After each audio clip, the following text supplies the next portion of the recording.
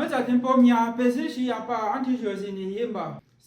bienvenue dans ce nouveau cours de la langue Yemba. Aujourd'hui, nous allons voir le passé dans la langue Yemba et le cours d'aujourd'hui il sera complet puisque nous allons voir le passé 1, passé 2, passé 3 et passé 4.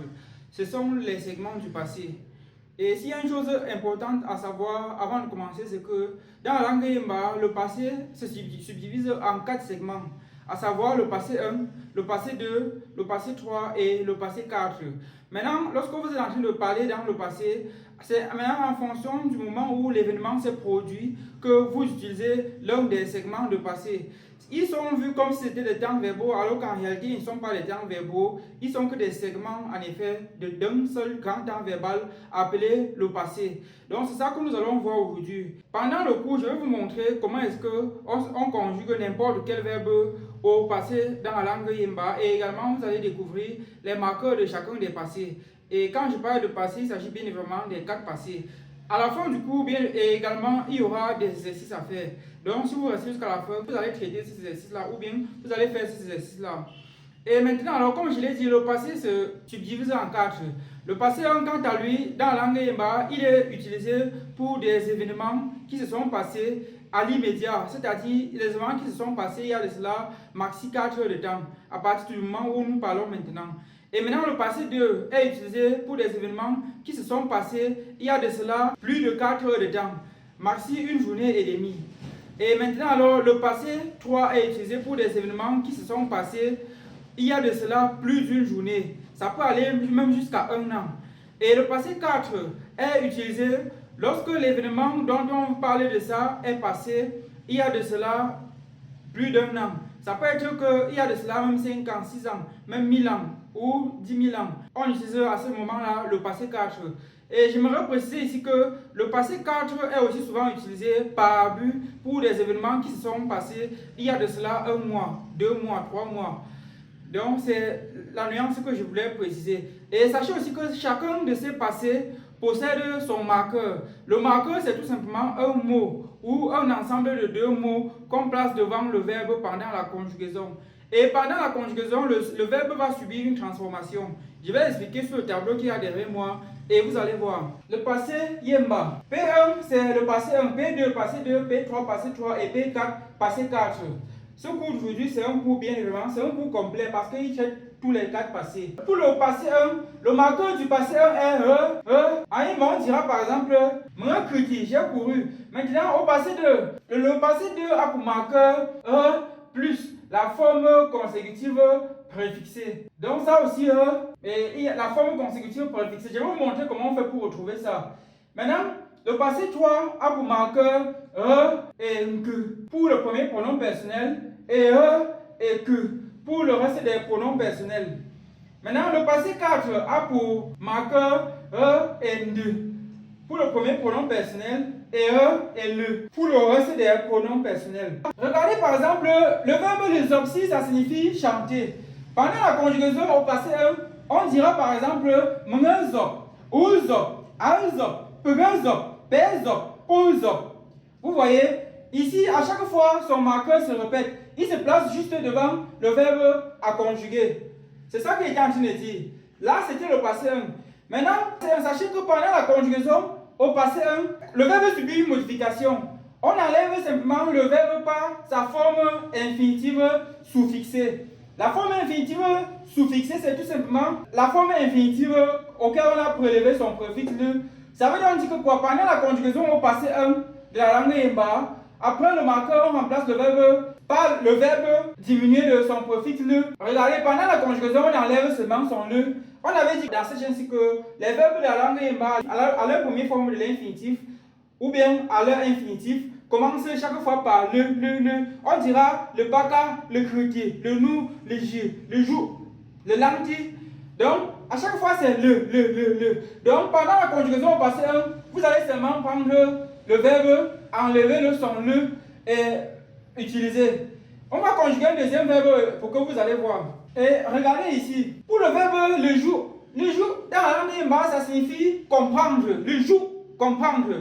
Pendant la conjugaison, le verbe va subir une modification. Au passé 1, on enlève seulement le et il reste jour. Donc, On va enlever le remplacer le verbe par sa forme infinitive suffixée. Donc, on va seulement enlever ça et on va utiliser joue. Et pendant la conjugaison, ça sera quoi? On dira m'un joue, ou joue, un joue, un joue, père joue, pour joue. M'un joue, j'ai compris. Ou joue, tu as compris. Un joue, il a compris. Pour joue, nous avons compris. Père joue, vous avez compris. Pour joue, ils l'ont compris. Et sachez aussi que le passé 1, 2, 3, 4 de la langue Yemba, tout ce passé c'est l'équivalent d'un seul temps verbal en français qui est le passé composé. Donc, il faut faire très attention. Et sachez aussi que pendant la conjugaison du même verbe le jour ici, au passé 2, on dira joue par exemple. Ça va, la traduction en français sera exactement la même chose pour le passé 1, 2, 3 et passé 4. C'est pour ça que je vous ai aussi dit au début que, en réalité, ce ne sont pas des temps verbaux, mais ce sont des segments de temps verbaux. C'est tous ces temps verbaux qui constituent un seul temps verbal, à savoir le passé dans la langue Yemba, et à savoir aussi le passé du français. Maintenant que vous avez vu comment on conjugue au passé 1, nous allons rapidement passer à la conjugaison au passé 2. Maintenant, regardez un peu ici. Nous sommes maintenant au passé 2. On a déjà vu le passé 1. Je vous ai déjà tout expliqué sur le passé 1. Nous sommes maintenant au passé 2. Comment est-ce qu'on conjugue au passé 2? Après le marqueur, on a dit tout à l'heure qu'on a le marqueur et la forme consécutive préfixée. Regardez un peu ici. Le verbe sera remplacé plutôt par sa forme consécutive préfixée. Ça veut donc dire quoi? Pendant la conjugaison au passé 2, le verbe n'est plus remplacé comme tout à l'heure par sa forme infinitive suffixée, mais c'est plutôt remplacé cette fois-ci par sa forme consécutive plutôt préfixée. Regardez, le verbe le cap de la langue Yemba a pour forme consécutive un cap, le cap, un cap. Et la forme consécutive n'est autre chose que la deuxième forme de l'infinitif. Son autre nom, c'est la deuxième forme de l'infinitif. Donc, un cap et un cap, c'est la même chose, cueillir. Le cap, cueillir, un cap, cueillir. Maintenant, on a dit que le cap a ceci comme forme consécutive. Maintenant alors, la forme consécutive préconjuguée, c'est quoi? C'est tout simplement la forme consécutive auquel on ajoute encore le tout premier caractère de la forme consécutive. Regardez un peu ici. Un cap si est la forme consécutive. Son premier caractère c'est nya. Pour obtenir donc la forme consécutive préconjuguée, on prend la forme consécutive, on ajoute encore un caractère supplémentaire qui est le tout premier caractère de la forme consécutive à la forme consécutive. Un cap si est la forme consécutive. Son premier caractère c'est nya que voici. Donc la forme consécutive préconjuguée de un cap sera un cap. Voilà ça, un cap. Le cap, un cap, un cap. Donc voilà la forme consécutive. Voici la forme consécutive préfixée. On a juste préfixé. Préfixé, ça veut dire on a juste pris son caractère de départ ici. On a encore ajouté. C'est aussi ce qui va caractériser les verbes conjugués au passé 2. Ils seront caractérisés par le fait que le verbe aura à chaque fois un double caractère. Le tout premier caractère sera à chaque fois un doublet. Si c'était peut-être un ne, on devait avoir un ne encore supplémentaire. Si c'était un ne, on devait avoir un ne supplémentaire. Donc c'est ça que vous devez savoir ici. Et pendant la conjugaison, ça va donner quoi? On dira un cap, un cap, un cap, un cap, un cap, un cap. Un cap, j'ai cueilli. Un cap, tu as cueilli. Un cap, il ou elle a cueilli. Un cap, nous avons cueilli. Un cap, vous avez cueilli. Un cap, il ou elle a cueilli. Maintenant, on va faire la conjugaison d'un autre verbe pour que vous voyez. Toujours au passé 2. Regardez ici. Nous avons affaire cette fois-ci à la conjugaison du verbe légir. Légir, ça signifie voler. La forme consécutive du verbe légir, c'est nji. Maintenant alors, comme la forme consécutive ici, nous sommes au passé 2. Comme la forme consécutive ici, ça commence par ne. Alors, la forme consécutive préfixée, on va tout simplement prendre ce ne et ajouter encore devant. Donc, on prend le ne, on ajoute encore ici et ça donne nji. Nji. Pendant la conjugaison, on dira mnji. Unji, anji, penji, penji, ponji, manji, j'ai volé. Unji, tu as volé. Anji, il a volé. Penji, nous avons volé. Penji, vous avez volé. Ponji, ils l'ont volé. Quand on dit manji, ça sous-entend qu'on a volé, mais que l'événement, si par exemple actuellement on est le soir, ça veut dire qu'on a fait l'action de vol le matin par exemple. Donc dans la même journée, il y a cela plus de 4 heures de temps. Moi, un jour, j'ai volé, un jour, tu as volé, ainsi de suite. Donc vous avez vu comment ça marche. Pendant la conjugaison au passé de, ce n'est pas compliqué. On remplace le verbe par sa forme consécutive préfixée. Alors qu'ici, on remplaçait seulement le verbe par sa forme infinitive suffixée. Donc ici, on enlève seulement le. Alors qu'ici, on prend la forme consécutive, on ajoute plutôt le tout premier caractère. Faisons la conjugaison de ce dernier verbe avant de passer au passé 3. Nous sommes actuellement au passé 2. Ça, c'est un dernier verbe à conjuguer. Le verbe le par, qui signifie détester ou haïr, le par. À ne pas confondre le par à le pas. Le pas avec le ton O. Le pas, c'est éviter. Vous prêtez attention. Le pas, éviter. Si vous prêtez attention. Ici, c'est le verbe le par. Le verbe le par a pour forme consécutive mba, mba. Maintenant, la forme consécutive ici a pour premier caractère me. Maintenant, la forme consécutive préfixée, on prend seulement son premier caractère ici, qui est me. On mixe encore. En ajoutant, ça donne mba, mba. Pendant la conjugaison, on dira mba, umba, amba, pgemba, pemba. Umba, Mamba, j'ai détesté. Umba, tu as détesté. Amba, il a détesté. Pemba, nous avons détesté. Pemba, vous avez détesté. Pomba, ils ou elles ont détesté. Ou ils ou elles ont haï. Voilà, c'était comment on fait pour la conjugaison au passé 2. Maintenant, on va continuer, mais cette fois-ci, ça va être le passé 3. Regardez un peu ici. Ici, il y a une exception qui va se produire. Au passé 3 et au passé 4, dans la langue Yemba, il y a souvent deux circonstances qui se produisent. Selon que le verbe se termine par une voyelle ou selon que le verbe se termine par une consonne. Ça veut donc dire que quoi? Le verbe légir, par exemple, au passé 3 et au passé 4, il y a deux circonstances qui se produisent. Lorsque le verbe se termine par une voyelle, alors pendant la conjugaison, on remplace le verbe par sa forme infinitive suffixée auquel on remixe la dernière voyelle qui termine le verbe. Ça veut dire que quoi? Le verbe légir ici par exemple se termine par quoi? Par une voyelle U et une voyelle de la langue Yemba. Comme légir se termine par une voyelle, on dit donc quoi? Pendant la conjugaison au passé 3 et au passé 4, le verbe va perdre son préfixe le. Et maintenant alors, comme il se termine par une voyelle, on va remixer sa propre voyelle. Donc on aura un truc comme ju. Donc on aura un truc comme ça pendant la conjugaison au passé 3 et au passé 4. C'est ça que je suis en train de dire. Parce que le verbe se termine par une voyelle.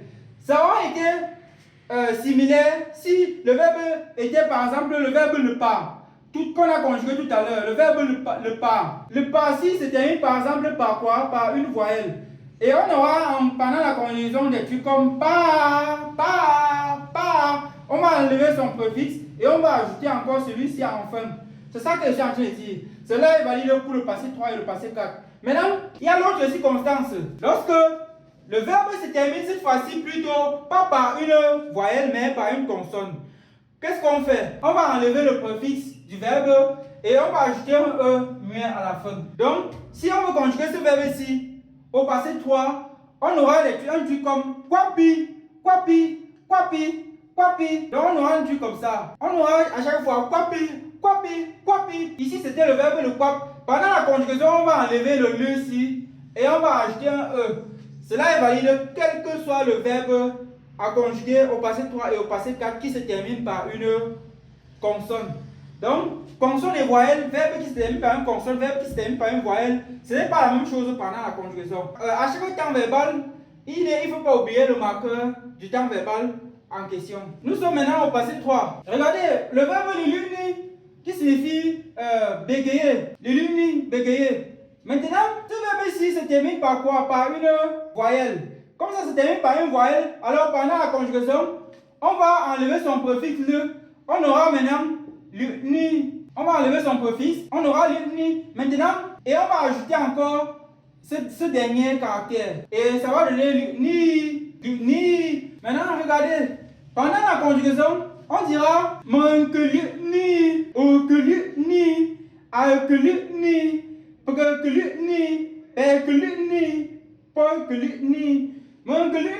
j'ai bégayé. Tu as bégayé.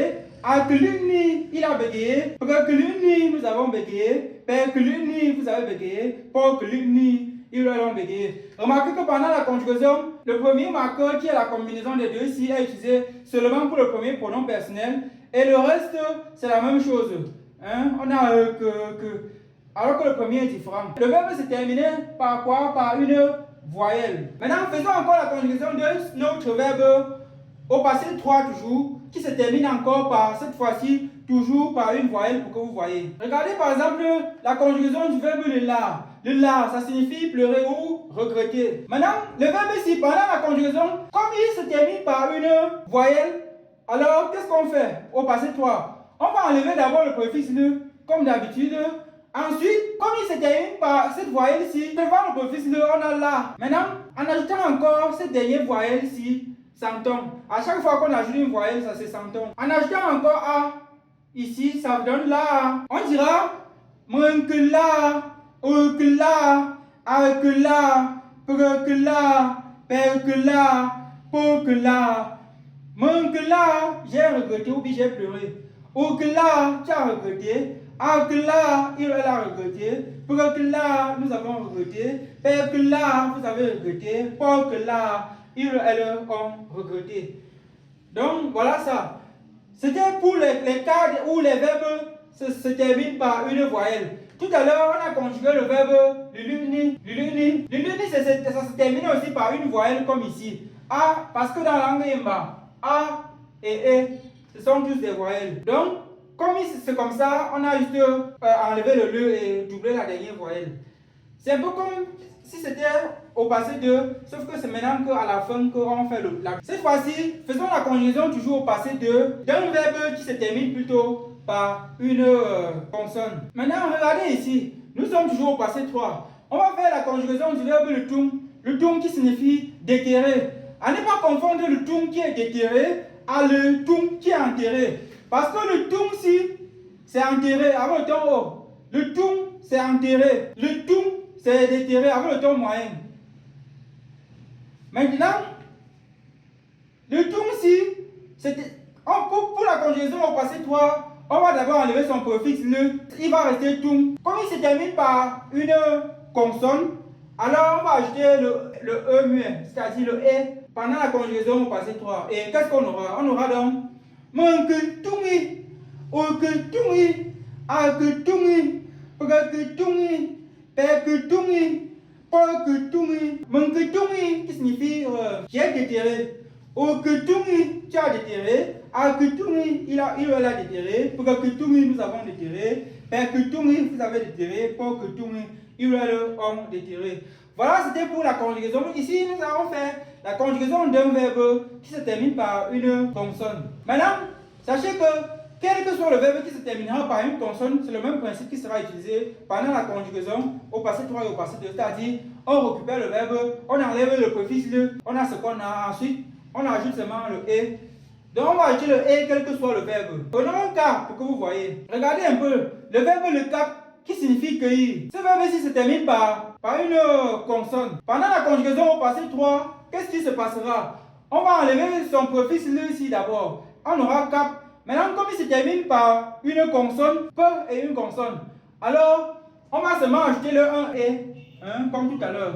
Et pendant la conjugaison, on aura la même chose qui va se répéter partout. On aura manque capi, et ainsi de suite. Ou que capi. Donc, on aura capi, manque capi, ou que capi, a que capi, pour que capi, père que capi, pour que capi, ainsi de suite. Manque capi, j'ai cueilli, ou que capi, tu as cueilli, ainsi de suite. Donc, voilà, ça c'était pour le passé 3. Maintenant, on va passer au passé 4. Il utilise le même principe. C'est-à-dire, selon que le verbe se termine par une consonne ou bien si, selon qu'il se termine par une voyelle. Regardez, nous sommes maintenant au passé 4. Cette fois-ci, ce n'est plus le passé 3, même comme ils utilisent à peu près le même principe. Cette fois-ci, c'est le passé 4. Au passé 4, on a deux marqueurs. On a un, deux et un, le. Maintenant, pendant la conjugaison, selon que le verbe se termine par une consonne ou par une voyelle, il y a une façon de se comporter. Comme j'ai déjà expliqué ça. Prenons le verbe le nous. Le nous, ça signifie boire. C'est l'équivalent de boire en français. Le nous, si, se termine par quoi? Par une voyelle. Parce que ou, c'est une voyelle. Attention, le U du français, ça se lit ou. Hein? Ça se lit ou. Ce n'est pas U, c'est ou. Donc, c'est une parenthèse. Le nous se termine par une voyelle.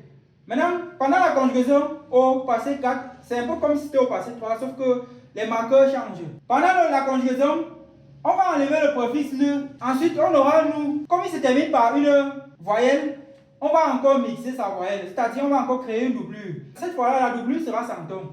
Donc, le ou sera ajouté. On aura nous. Et pendant la conjugaison, ça donne quoi? On aura men de nous, ou le nous, à le nous, pour le nous, père le nous, pour le nous.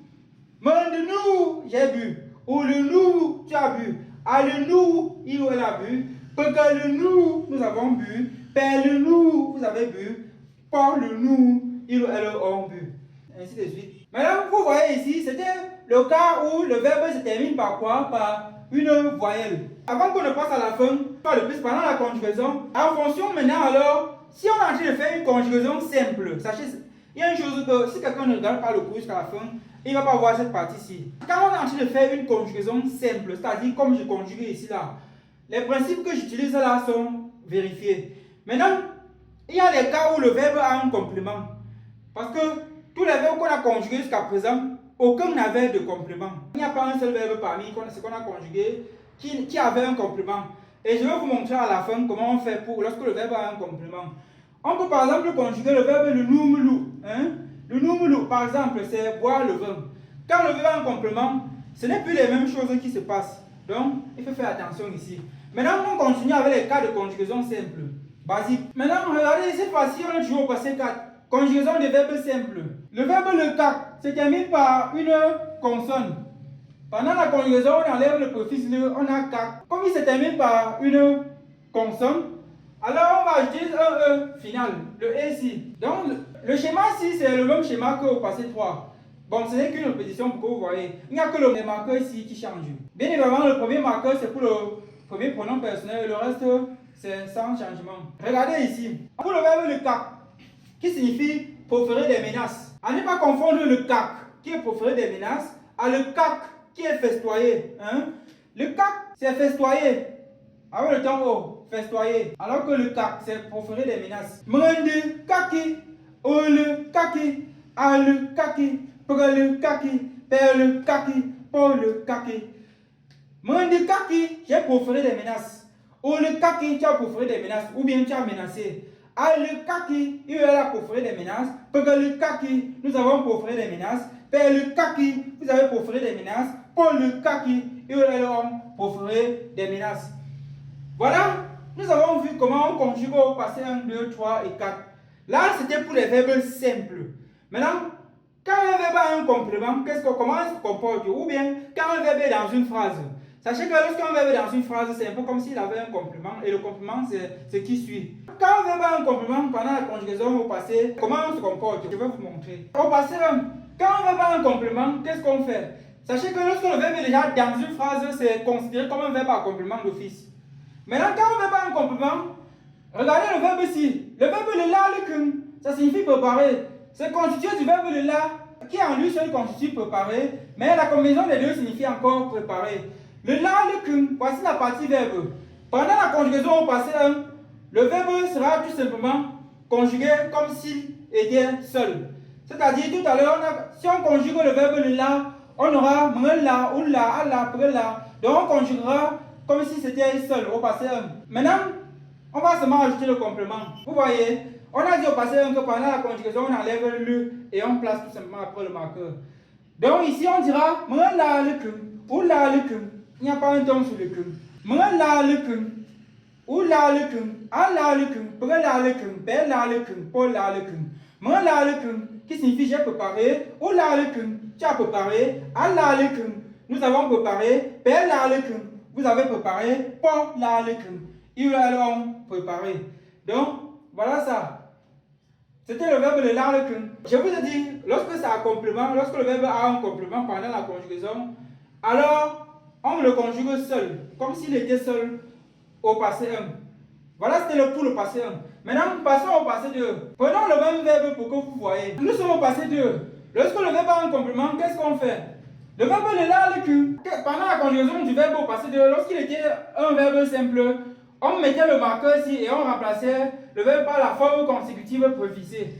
La forme consécutive préfixée du verbe le là, c'est quoi? C'est nda, nda, nda, c'est ceci. Parce que la forme consécutive, c'est ça. Donc la forme consécutive préfixée, c'est nda, Pour obtenir ça, on a fait quoi? On a pris la forme consécutive du verbe si. La forme consécutive du verbe si à lui seul, c'est nda. Donc, d'une manière générale, sachez qu'au passé 2, on conjugue les verbes à complément. Comme si c'était sans complément, c'est-à-dire on prend la partie du verbe, la partie verbe, on conjugue. C'est comme ça au passé 2. Ainsi, au passé 2, conjugaison du verbe à complément, on dira m'ndalekun, undalekun, andalekun, prendalekun, pendalekun, pondalekun, m'ndalekun, qui signifie j'ai préparé, undalekun, tu as préparé, andalekun, il a préparé, prendalekun, nous avons préparé, pendalekun, vous avez préparé, pondalekun, ils ont préparé. Voilà, c'était pour les deux premiers temps verbaux. Vous constatez que au passé 1 et au passé 2, lorsque le verbe a un complément, qu'il soit dans une phrase ou pas, quand il y a déjà un complément, on conjugue comme si c'était un verbe simple. C'est-à-dire comme au début. Maintenant, au passé 3 et au passé 4, c'est là que les choses vont un peu changer. Ici, c'est au passé 3. Au passé 3, pendant la conjugaison d'un verbe à complément, alors on va conjuguer le verbe. Si le verbe se termine, que ce soit au passé 3 ou au passé 4, lorsque vous conjuguez un verbe à complément, si le verbe qui est dans le verbe à complément là se termine par une voyelle, alors il n'y aura pas de doublure cette fois-ci. On va seulement enlever le préfixe le et on va laisser le verbe tel qu'il est. On va seulement enlever le préfixe. Regardez un peu pendant la conjugaison ce qu'on a. Le verbe le lalekun ici, pendant la conjugaison, qu'est-ce que je dis? On va seulement enlever le préfixe ici. Tout à l'heure, en conjuguant ça au passé 3, puisque nous sommes au passé 3, tout à l'heure, lorsqu'on conjuguait ce verbe-ci au passé 3, qu'est-ce qu'on a dit? On a dit que si on veut conjuguer seulement le verbe si, on va enlever son préfixe le, on va ajouter un a, on aura moins que la. Sauf que cette fois-ci, lorsqu'il a un complément, alors, ou bien lorsqu'il est placé dans une phrase, ce n'est plus ça. C'est maintenant que quoi? On enlève seulement ce préfixe-ci. Et on utilise tout court. Donc, on aura moins que la lekun, ou que la lekun, a que la lekun, pour que la lekun, ben que la lekun, pour que la lekun, moins que la lekun, j'ai préparé, ou que la lekun, tu as préparé, a que la lekun, elle a préparé, pour que la lekun, nous avons préparé, ben que la lekun, nous avons préparé, pour que la lekun, ils ont préparé. Donc, c'était pour le verbe le lalekun. Vous voyez que dans ce verbe à complément, le verbe se terminait par quoi? Par une voyelle. Conjuguons un peu le cas d'un verbe qui se termine plutôt par une consonne et vous allez voir. Regardez, cette fois-ci on conjugue au passé 3 le verbe le tunwata, qui signifie creuser la terre. Pendant la conjugaison, qu'est-ce qu'on va faire? On va se faire comme tout à l'heure. On va seulement prendre le verbe, on va enlever le préfixe le du verbe. Un peu comme si c'était comme le lalekun. Ça veut dire que quoi? Pendant la conjugaison, on ne va plus ajouter un e au verbe. Hein? Il n'y aura plus de e qu'on va ajouter au verbe. Il n'y aura plus ça. On va seulement enlever le préfixe le. Et on va conjuguer comme dans le cas où le verbe avait un complément et qu'il se terminait plutôt par une voyelle. Ici, se termine par une consonne. On enlève le préfixe le et on aura maintenant tumu ata. Maintenant, on dira par la conjugaison manque tumata. Ou que tout ça, à que tout ça, pour que tout ça, pour que tout ça, pour que tout ça, manque tout ça, j'ai creusé la terre. Ou que tout ça, tu as creusé la terre. À que tout ça, il a creusé la terre. Pour que tout ça, nous avons creusé la terre. Pour que tout ça, vous avez creusé la terre. Pour que tout ça, ils ont creusé la terre. Donc vous avez vu, lorsque le verbe a déjà un complément, c'est plus facile parce qu'on enlève seulement le préfixe le. Et on place ça dans une phrase ou bien on place l'expression verbe plus complément. Ceci sera valide aussi pour le passé 4. Vous allez voir, on va seulement changer les marqueurs et on passe au passé 4 pour que vous voyez. Nous sommes maintenant au passé 4. Regardez, on va conjuguer comme tout à l'heure le verbe le lalekun. Le lalekun est un verbe à complément. La partie verbe ci qui est le la, cette fois-ci par une voyelle. Donc pendant la conjugaison, c'est le même principe qu'au passé 3. On va seulement enlever le préfixe le si. il va rester là le kung et on va utiliser. Pendant la conjugaison, ça va donner quoi? On dira de là le kung, ou le là le kung, à le là le kung, pour le là le kung, per le là le kung, pour le là le kung. De là le kung, j'ai préparé. C'est-à-dire, j'ai préparé dans un passé très éloigné. Ou le là le kung, tu as préparé, à le là le kung, il va préparé, pour le là le kung, nous avons préparé, per le là le kung, vous avez préparé, pour le là le kung, il va le homme préparé. C'était le verbe de là le kung. La partie verbe se terminée par quoi? Par une voyelle. Maintenant, faisons la conjugaison comme tout à l'heure d'un autre verbe, mais sauf que la partie verbe se terminera plutôt par une consonne. Ce sera le même principe comme au passé 3, vous allez voir. Regardez ici, on a affaire cette fois-ci au verbe le tourne-ci. Le tourne-ci, c'est un verbe qui se termine par une consonne. Parce que le upsi, qui est la petite virgule que vous voyez en l'air là, le upsi, il faut faire attention, ce n'est pas une voyelle, mais c'est une consonne. Le tourne-ci, qui signifie puiser de l'eau. Ce verbe à complément, ici c'est un si qui est de l'eau, ici c'est le tout qui est puisé. Le tourne-ci, puiser de l'eau. Ici à l'intérieur, se termine par une consonne. On se comporte un peu comme si c'était au passé 3. On va enlever le préfixe le si. Et il va rester tourne-ci et on va utiliser tout court. On dira donc, de tourne-ci, ou le tourne-ci, à le tourne-ci, pour le tourne-ci, per le tourne-ci, pour le tourne-ci. Le tourne-ci, j'ai puisé de l'eau, ou le tourne-ci, tu as puisé de l'eau, à le tourne-ci, elle a puisé de l'eau, pour le tourne-ci, nous avons puisé de l'eau, per le tourne-ci, vous avez puisé de l'eau, pour le tourne-ci, ils ont puisé de l'eau. Et remarquez une chose ici, si on était en train de conjuguer seulement le verbe le tout, qui est celui-ci, au passé 4, si on veut conjuguer ça, on dira seulement le tout i, ou le tout i. Vous voyez, lorsque le verbe est seul, parce qu'ici se termine par quoi? Par une consonne. Donc vous avez vu, d'une manière générale, avant de passer aux exercices, il doit résumer cette partie-ci. On va donc dire quoi? Lorsqu'on est en train de conjuguer, si il doit rapidement résumer, dans la Yemba, le passé est constitué de 4 segments. Et tous ces segments sont l'équivalent d'un seul passé en français, qui est le passé composé. On a le passé qui est utilisé pour des événements très récents, c'est-à-dire qui viennent juste de se passer, ou qui sont passés il y a un délai maximal d'environ 4 heures de temps. Et le passé 2 est aussi utilisé pour lorsque les événements se sont passés dans une même journée et qu'il y a de cela plus de 4 heures de temps. C'est-à-dire si par exemple le matin j'ai fait un truc et que le soir il veut parler de cette chose, alors je dois utiliser le passé 2. Maintenant, le passé 3 est utilisé pour des événements qui sont passés il y a de cela plus d'un jour. Et ça peut aller même jusqu'à 1 an. Le passé 4, c'est pour des événements qui sont passés il y a de cela plus d'un an. Ça peut être 100 000 ans.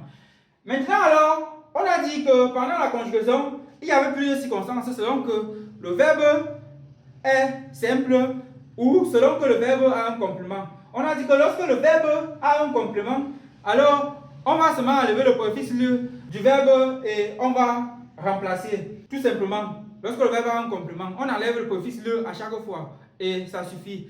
Maintenant, lorsque le verbe est simple, s'il est simple, alors, si on veut conjuguer au passé 1, la conjugaison va se faire un peu comme si elle avait un complément. On va seulement enlever le préfixe le. Pour ne pas perdre le temps, je vais vous donner des exercices et on va corriger un et vous allez faire le reste.